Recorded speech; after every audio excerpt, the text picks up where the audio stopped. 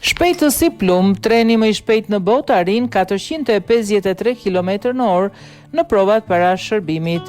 Treni me shpejtësinë më të lartë plumb, më i shpejt në botë, ka filluar provat para shërbimit në një linjë hekurudhore me shpejtësi të lartë në Kinë, duke arritur një shpejtësi maksimale prej 453 km/h. Gjatë testimeve i projektuar për të arritur një shpejtësi maksimale prove prej 450 km/h dhe një shpejtësi shërbimi komercial prej 400 km/h.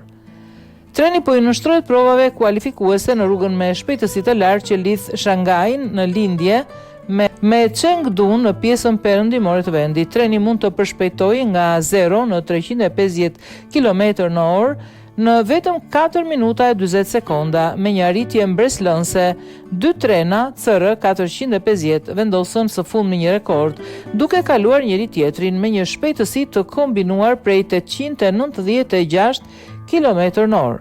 Krahasuar me paraardhësin e tij CR 400, CR 450 ka një dizajn më të efektshëm me një hund më të gjatë, një vit që atje 20 cm më të ullët dhe një ullje të peshës prej 50 tonësh, gjë që rezulton në një ullje prej 22% të rezistencës aerodinamike.